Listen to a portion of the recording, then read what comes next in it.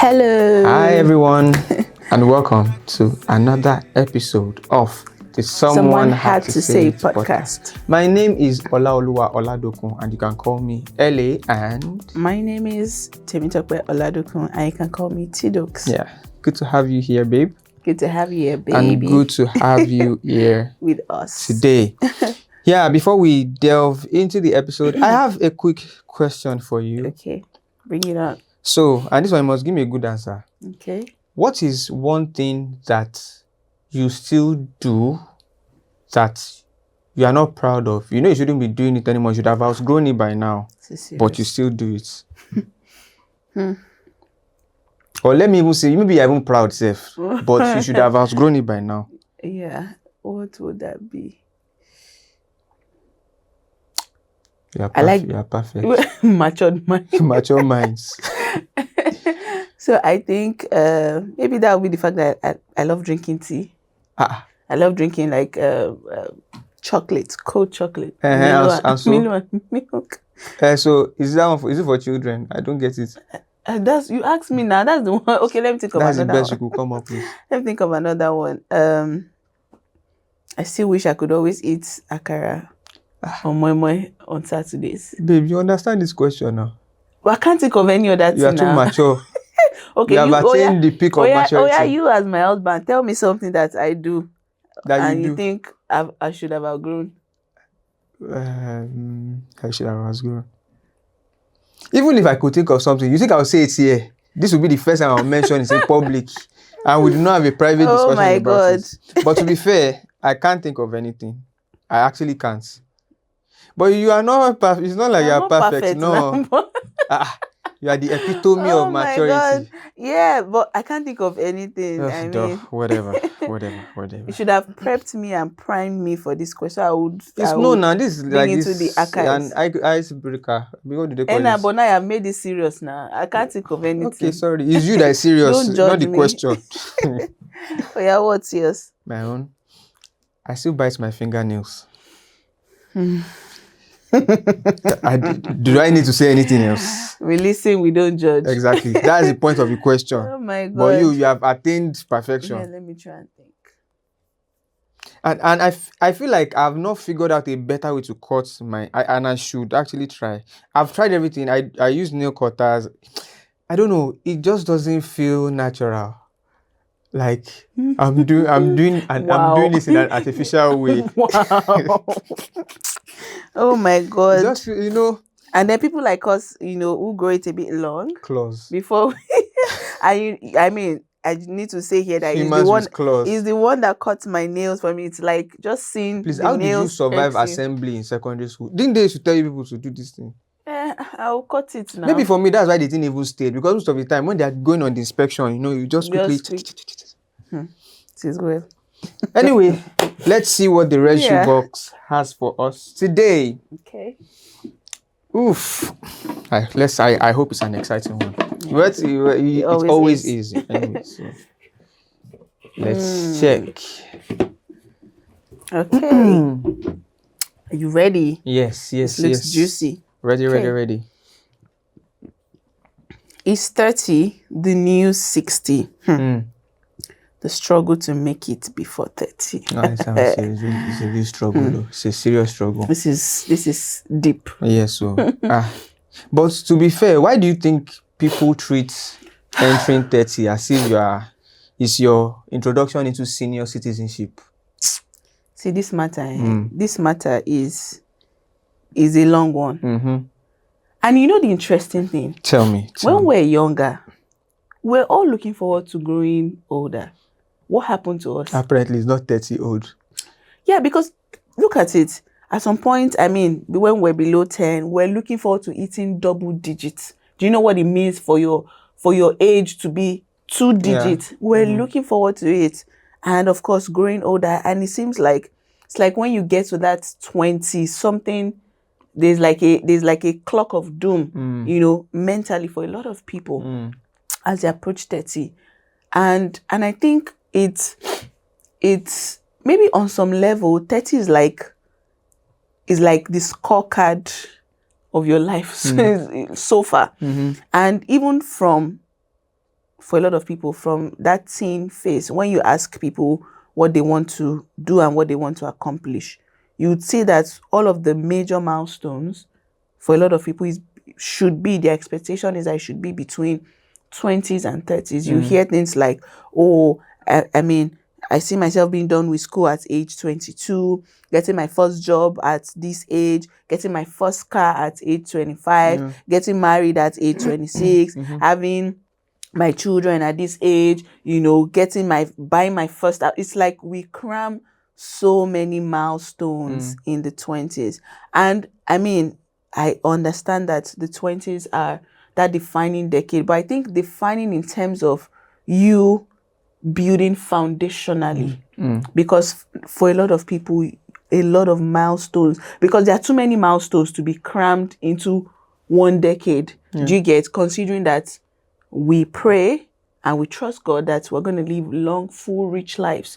But to be honest, as a teenager or in that early 20s phase, people cannot visualize what that 30s to 40s decades would look like. Yeah. So the easiest one to just zoom in on is 20s to 30s. And I think that's why there's like a lot of pressure. Yeah. So it's like, I mean, once you get to 30, there's like just this scorecard of how have I lived my life? What have I done? What have I accomplished? And it comes with a lot of weight and pressure and depression, a lot of times. True. Yeah. What do you think? I mean, for me, I feel like, and I was thinking about it while you were thinking, and sometimes it's because we are not really familiar with what is expected to be achieved post 30. Because pop culture is very, very youth-centric. Most of the movies, most of the music, most of everything is produced to appeal to an audience that is much younger. And it paints a picture for mostly your teens and 20s. And because from media, that midlife phase is not really appealing. It's painted as just one boring picture, then maybe that's a period where you start thinking about or already start having a family. So everything you're doing is not really about you. Everything slows down. So there isn't really a lot of education, if you think about it, about that visualization. There isn't really a lot of things to visualize, except you sit down and observe reality around you or ask questions. Yeah, but from a media, especially for a generation that is heavily educated by the media, there isn't really a lot of focus on that part of people's lives. And I think the second part is that it's supposed to be a very good thought to, no, I can't lose it. I can't afford to lose it. Yes, it's back. 30 seems to be that age where there are no more excuses of childishness. So, when you are in your teens, your early 20s, even your late 20s, you still sort of feel, a part of you feel like, I'm still a child. I'm still my mommy's baby. I'm still like, it feels like 30 is when that excuse officially runs out. Like, okay, I am now responsible for my life. It feels like that reality doesn't really set on everybody at the same time. But 30 is like the expiry date of childishness. At 30, you are officially no longer a child. At least that's the expectation. So it comes with a whole lot of reflectiveness and reflection, especially because, there are a lot of expectations of things you should have achieved by that time. Which leads me to my next question. Do you think that a lot of this pressure, and this 30 is old concept is fed to us by social media? Yeah, I think you captured it in what you had started to say. I agree.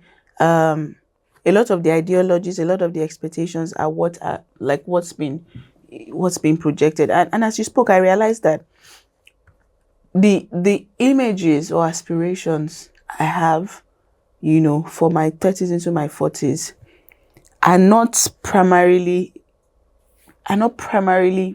what I've seen projected, because there actually isn't a lot of it projected.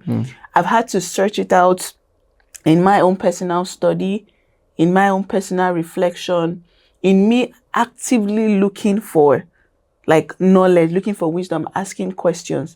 But for young people, it's readily available. Everywhere you turn, there's an expectation of what you should be doing or should have done. Yeah. I think pop culture has amplified the fact that there's something shameful about aging.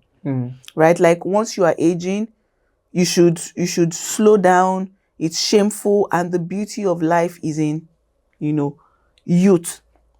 It's in youthfulness, and I think that's wrong. And that's what happens when our ideologies are not rooted in facts, are not rooted in substance, but it's rooted in what is being projected.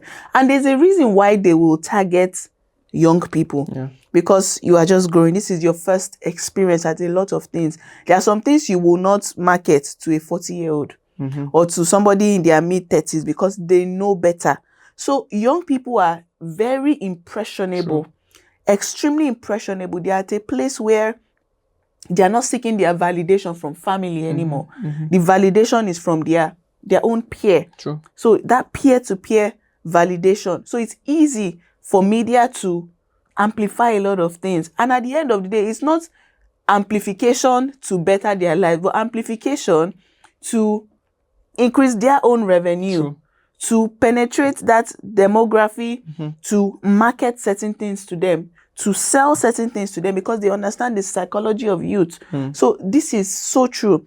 And I think this is even worse because social media penetration is even so high. Yeah. In the past, I mean, the people you had to compete with or you had to seek their validation were people in your community. It didn't go beyond that. But now you are seeing what young people are doing in other countries, in other continents. So the pressure is a lot more.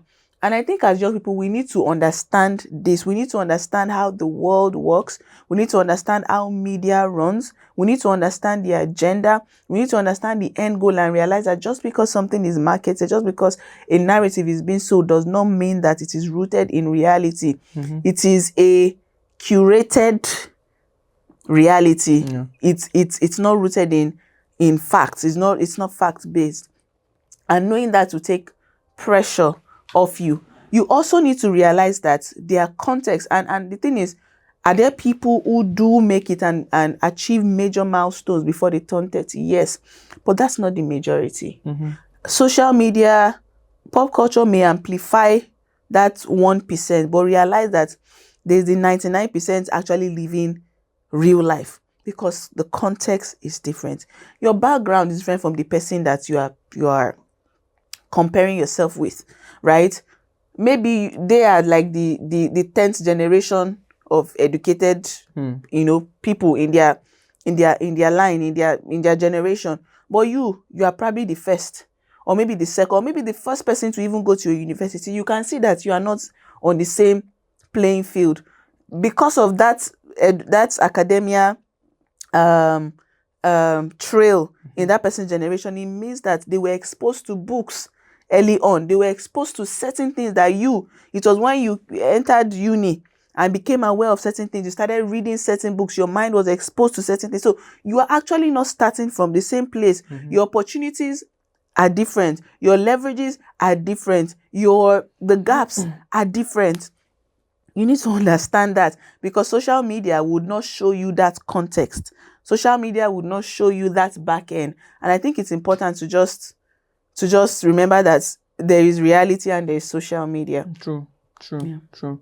I mean, thinking about it, in selling the narrative of 30 is old, social media definitely has played a role, but you can't even ignore the role that experientially society has made, especially for those of us who grew up in the African culture and context. You have a lot of people around you reinforcing the fact that time is going. You're a lady, people are reminding you your biological clock, one thing and stuff like that. So it's like there's a template that everybody in society expects you to live by.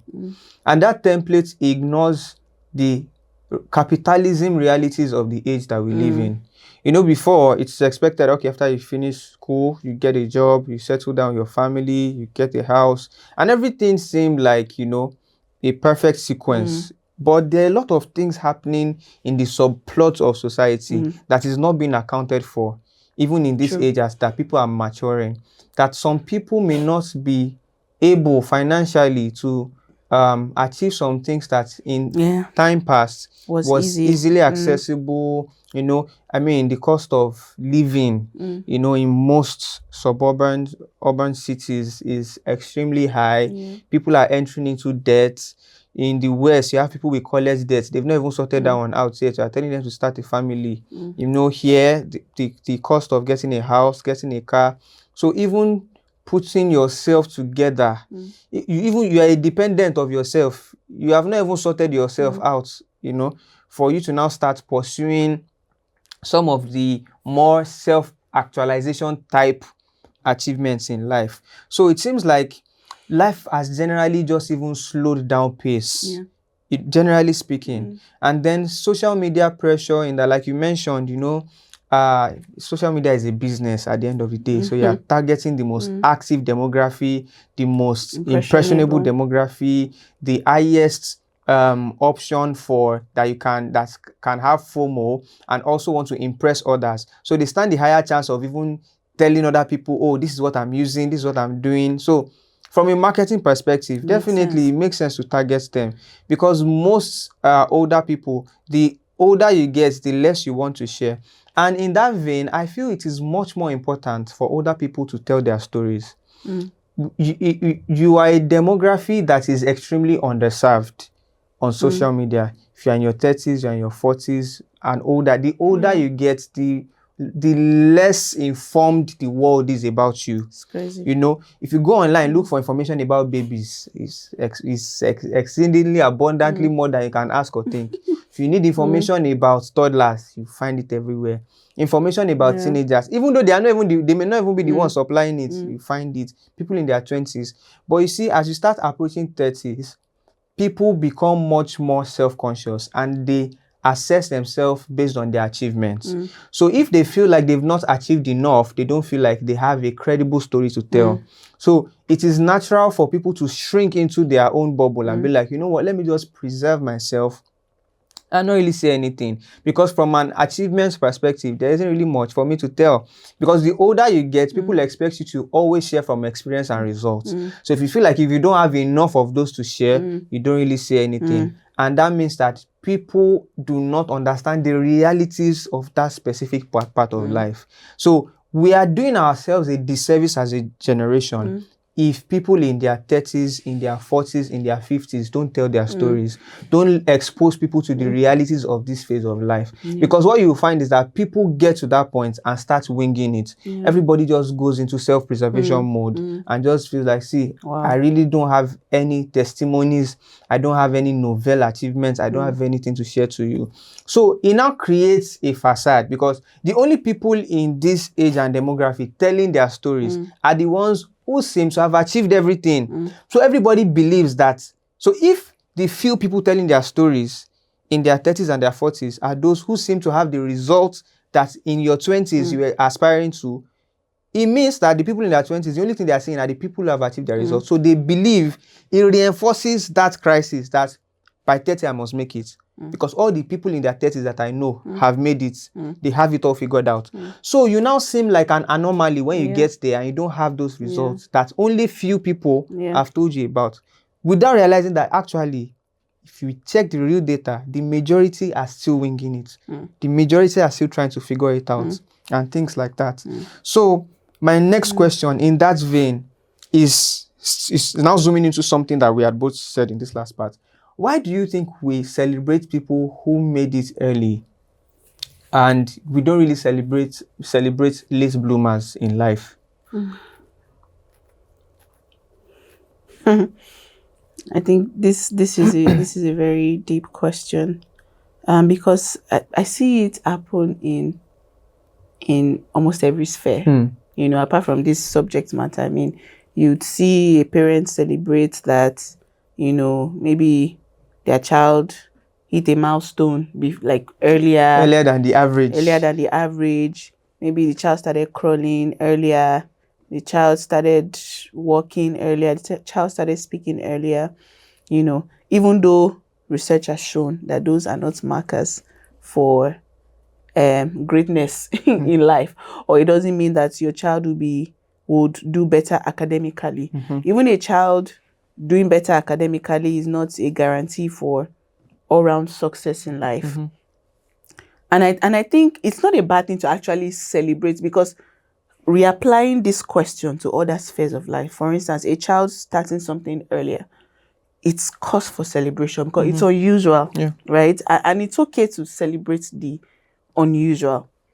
But I think that at every time because it would be unrealistic to say don't celebrate people, because there are several reasons why that could happen. It could be out of sheer hard work and effort, which cannot be diminished or looked down on. It could be based on their background and their leverages. They had nothing to do with it, but they were just blessed and favored to be in certain settings, right, that primed them for that. But I think what we need to do is to think big picture. And when I say big picture, in different ways, number one, realize that early blooming doesn't mean grand success in life. First of all, because you bloomed early, because, for instance, you were able to achieve certain things in your 20s before you hit 30, does not guarantee that you are, quote unquote, set for life. You still need to reapply certain principles and still continue, because you cannot rest on your oasis, right? There are some people that would, you can't say I've achieved at 30 and I just go to sleep. I can retire and do whatever I want.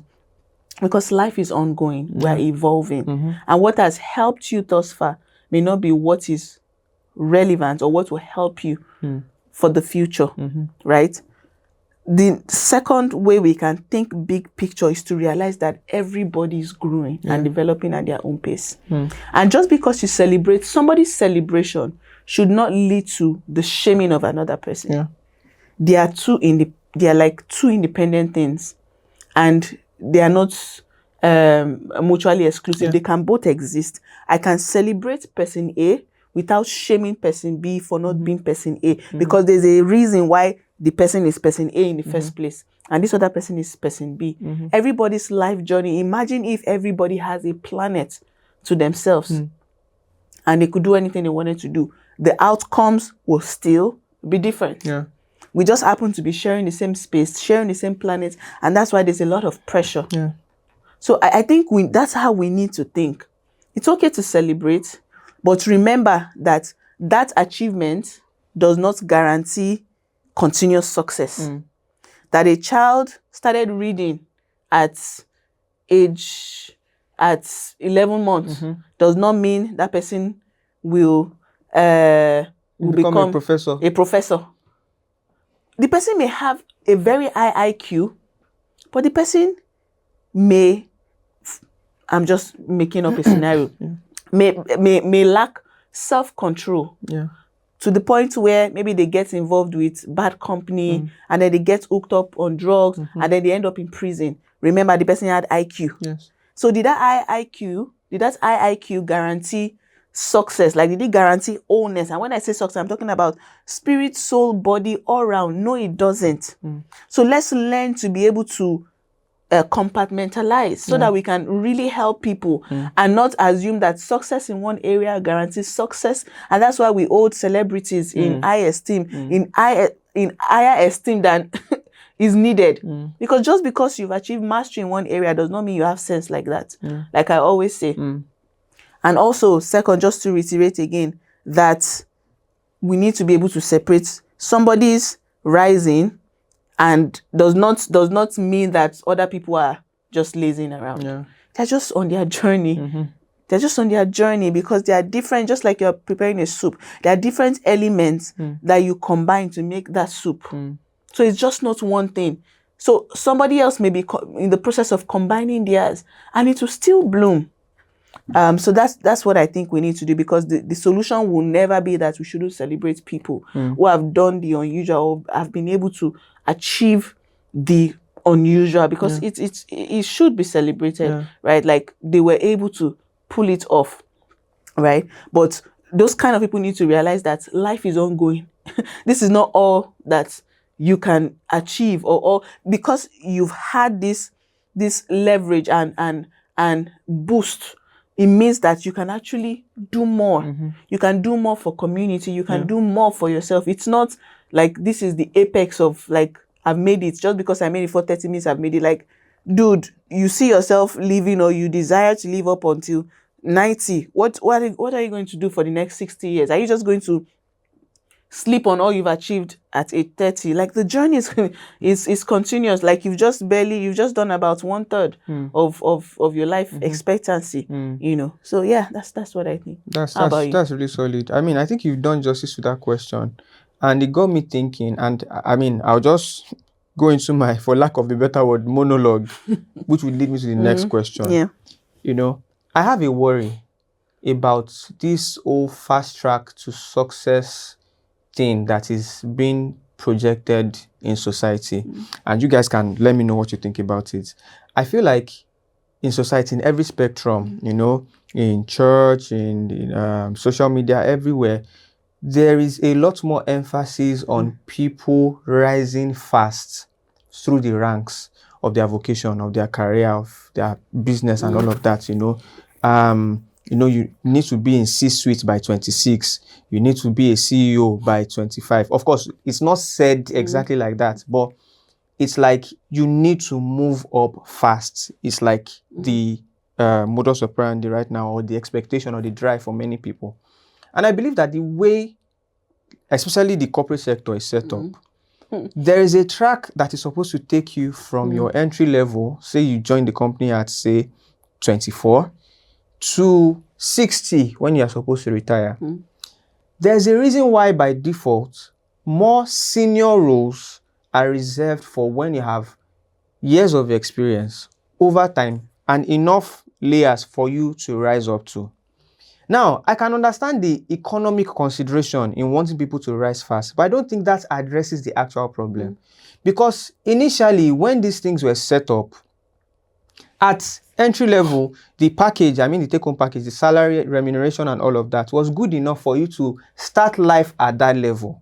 So when you become an analyst, you enter mid-level, it seemed like everything, this was way back, it seemed like everything was in tandem, you know. How much you were getting was enough for you to start a family on. But of course, I understand that, you know, inflation, a lot of things have happened. And the natural reaction is that, see, you have to rise fast. That's one. Number two is mainly because of the influence that comes with the title. So my question then is, if we force everybody to become senior level managers, to become executives and all of that at 28, please, what is left for them to rise to in their 30s, in their 40s, in their 50s? Career that is going to end at 60. So what ceiling is left for them to rise to? I know your natural response will be, they will go and set up their company. So everybody is going to go back to become sole proprietor or consultant at the end of the day. My concern is that I don't think that model is sustainable. Like I said, you can let me know what you think. This is my own and let me ask you, this is something we've spoken, I think you should even expound on it.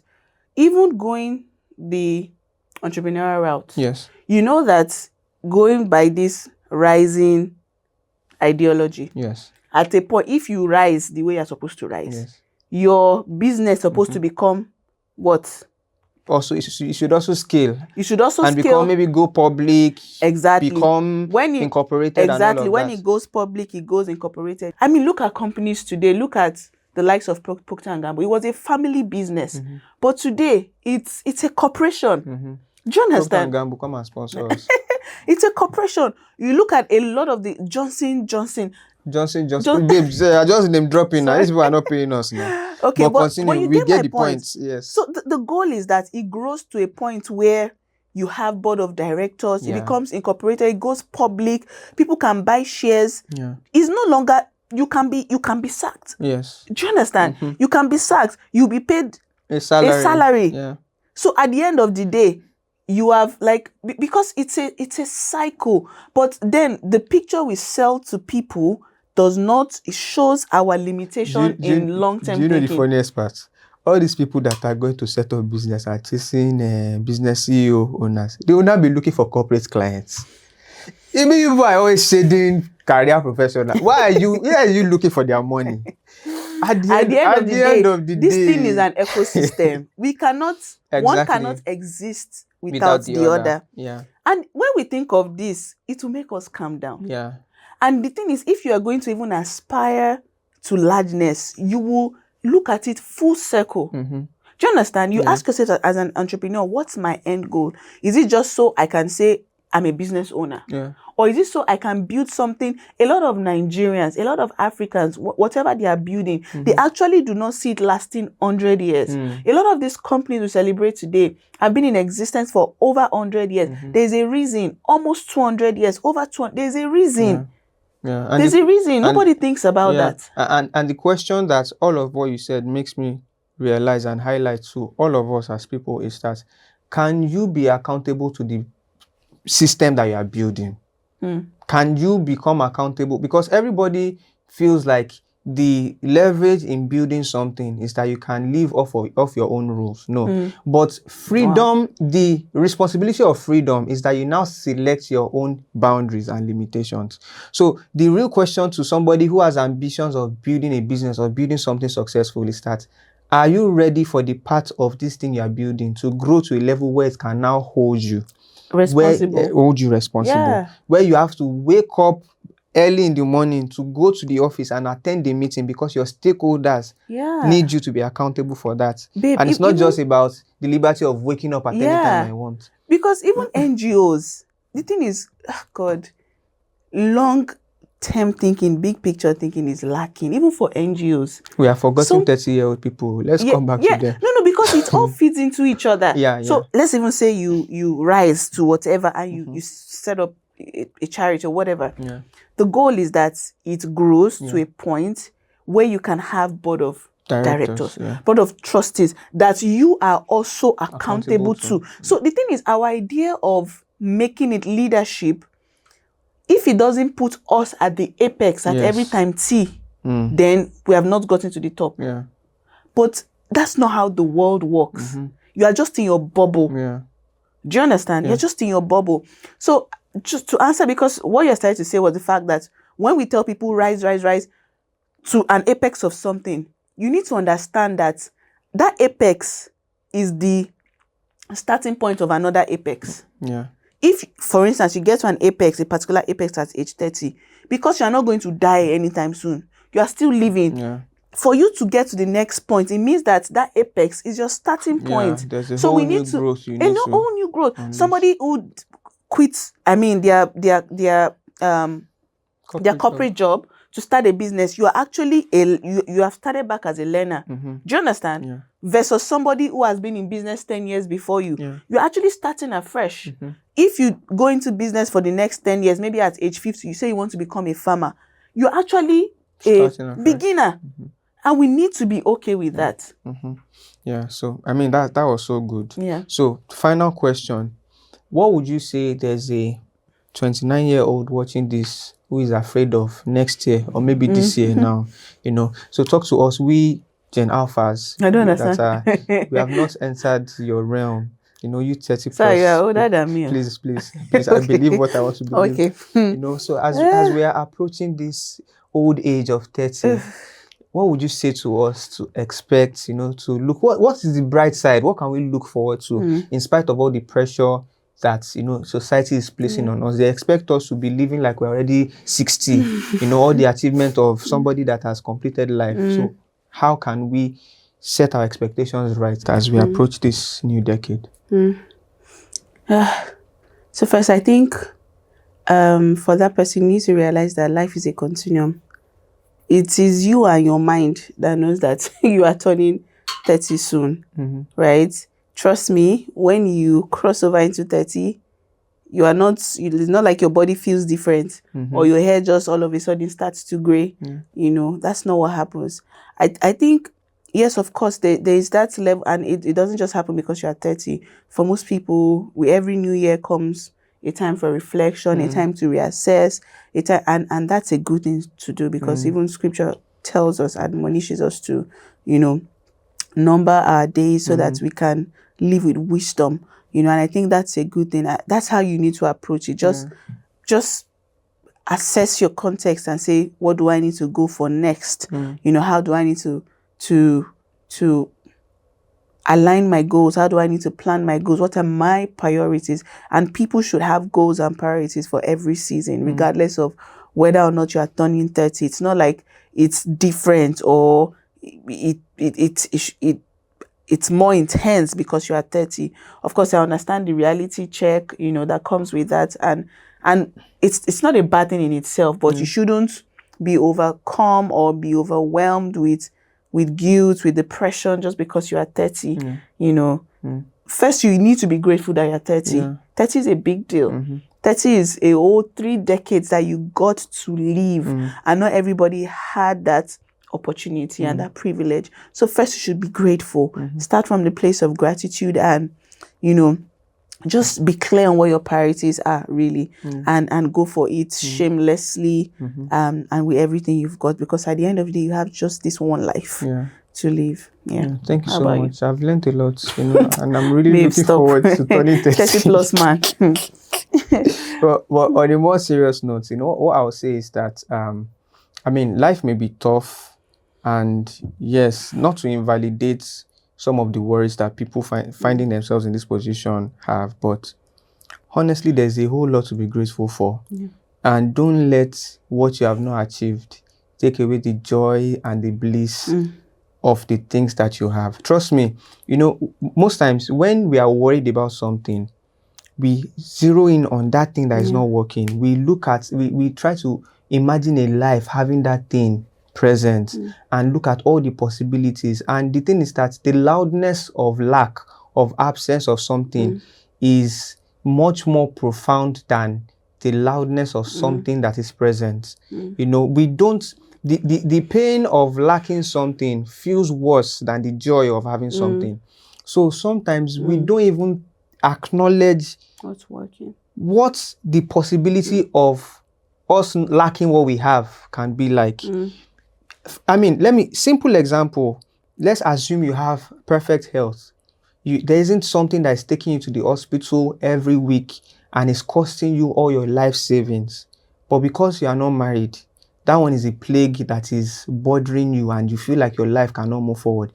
There are some people that have that marriage, that have the children, they have the business success, but then something just besets them and they don't even have this full-mindedness to even be present for that family that they have achieved. So I just want to remind you that the things that you have that are working for you are worth more than you are even estimating them to be.